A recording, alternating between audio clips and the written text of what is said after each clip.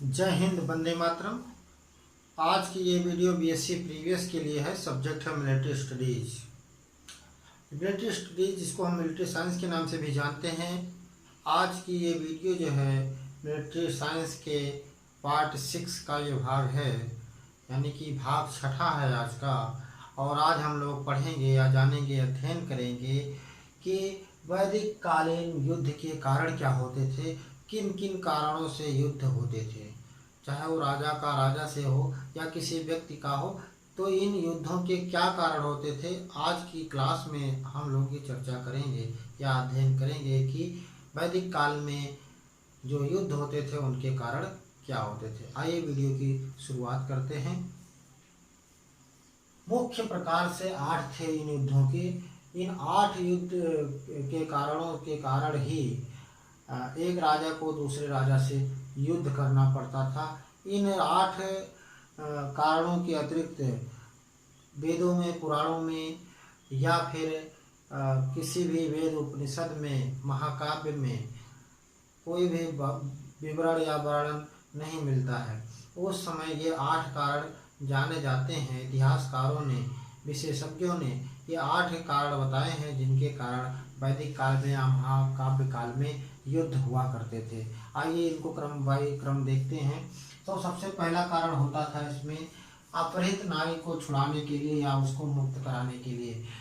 जब किसी राजा का दूसरी राजा की कन्या या राजकुमारी का कहीं से अपहरण कर लिया जाता था, तो किसी राजा के द्वारा किसी राजा को उसकी सूचना प्राप्त होने पर वो उसे छुड़ाने के लिए यदि जाता था तो उसका उस राजा के साथ युद्ध करना पड़ता था। तो जैसा कि आप लोग जानते हो कि यूनिट हमारा शौर्य या पराक्रम युद्ध के नाम से भी जाना जाता है। तो इसमें क्या था कि अगर वो राजा एक दूसरे राजा जो युद्ध करने आया है उससे पराजित हो गया तो वो स्त्री उसकी हो जाती थी। तो इस प्रकार से वो राजा अपहृत नारी को मुक्त कराने के लिए दूसरे राजा से युद्ध करता था। यानी कि अपहृत नारी को या अपहरण करके ले जाई जाने वाली स्त्री का दूसरे राजा के साथ जब कोई विवाद होता था, स्त्री का नहीं, स्त्री को जो अपहरण करके ले जा रहा होता था राजा, उससे राजा का राजा से या वो अपहरणकर्ता जो भी अपहरण करके ले जा रहा उससे जब युद्ध होता था राजा का, तो इस प्रकार से उस अपहृत नारी के लिए जो युद्ध होता था वो एक कारण था कि नारी को मुक्त कराने के लिए युद्ध होता था। दूसरा कारण था, मान लिया कि जैसे कि इसमें जयद्रथ ने धृष्टद्युम्न वगैरह तो कई बार अर्जुन ने हमको चुराया, तो इसकी बात को तो यहाँ पे समाप्त कर देते हैं। दूसरी बात पे आते हैं, मित्रों की सहायता के लिए युद्ध हुआ करते थे। महाभारत के युद्ध में आपने देखा होगा कर्ण का सीधा संबंध या और भी तमाम राजाओं का सीधा संबंध पांडवों से नहीं रहा है कि जिनका पांडवों ने कोई गलत किया हो, लेकिन फिर भी उन राजाओं ने पांडवों के विपक्ष में यानी कि कौरव सेना का साथ दिया था। तो मित्रों की सहायता के लिए भी युद्ध करने के लिए दूसरा मित्र आता था या दूसरे मित्र की सेना आती थी। ये तो दूसरा कारण हो गया कि मित्रों की सहायता करने के लिए युद्ध करते थे। दूसरा कारण युद्ध का मित्र की सहायता करना। तीसरी शर्त थी प्रतिशोध लेने के लिए। जब कोई राजा किसी राजा से किसी भी तरह से असंतुष्ट होता था या उससे कहीं न कहीं से वो प्रताड़ित होता था, तो अपने प्रतिशोध की ज्वाला को शांत करने के लिए उससे उस राजा से युद्ध करता था। तो उसके लिए उसको अपने आप को सक्षम बना के फिर उस पर आक्रमण करके या धावा बोल के उससे युद्ध करता था। यानी कि तीसरा कारण होता था वो प्रतिशोध लेने के लिए होता था।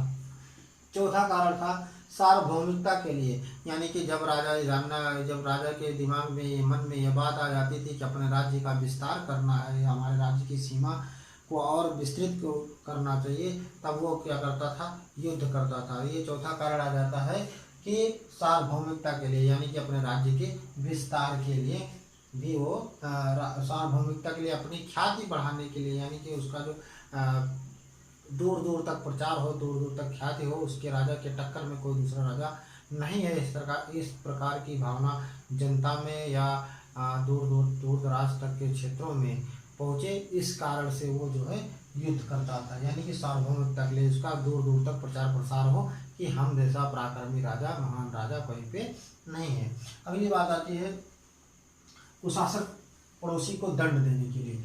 यानी कि कभी कभी होता था शासक अपने शासन के मद में इतना चूर हो जाता था कि उसे न्याय और अन्याय की बात समझ में नहीं आती थी और जनता पर वो अन्याय करने लगता था। उसको कुशासन के नाम से जाना जाता है।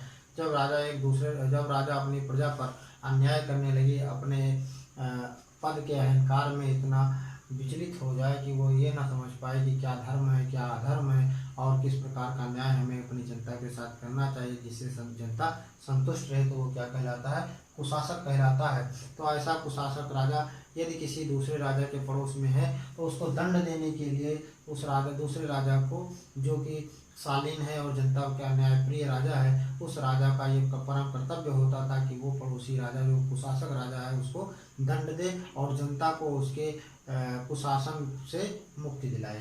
तो इस प्रकार से जब वो कुशासन या कुशासक राजा जो होता था उसको जब दूसरा कोई अच्छा राजा उसको दंड देने के लिए उस पर युद्ध करता था, धावा बोलता था उस राज्य पर, तो उसके लिए भी युद्ध करना पड़ता था। ऐसे युद्ध ऐसे कार्य के लिए भी युद्ध करना पड़ता था। यानी कुशासक पड़ोसी को दंड देने के लिए भी युद्ध की जरूरत पड़ती थी।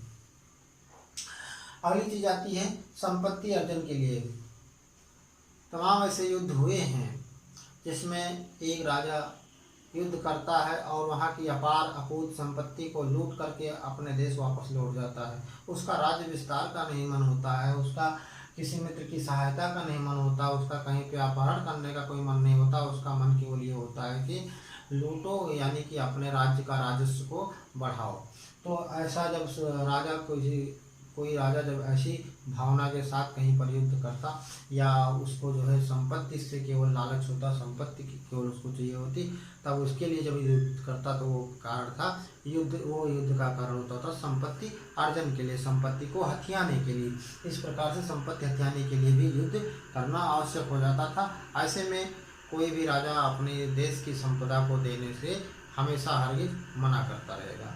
अगली चीज आती है नारी के लिए। जब कोई राजा किसी राजा की लड़की को या राजकुमारी को देखकर उस पर मोहित हो जाता हो और वो राजा जिसकी पुत्री है वो उसका हाथ यानी अपनी पुत्री का हाथ उस राजा को देने से मना कर देता हो, तो वो कुचक्र रच के वो जो है उस स्त्री को अपहरण कर सकता था, उसको छलावे के साथ वहाँ से ले जा सकता था। इसलिए कि स्त्री के लिए भी और युद्ध संभावी हो जाता था। तो 7वां कारण आता है स्त्री के लिए। 8वां कारण आता है राज्य के विस्तार के लिए। जब कोई राजा के मन में ये भावना आ जाए कि नहीं हमारे राज्य का विस्तार और अधिक होना चाहिए, तब उसे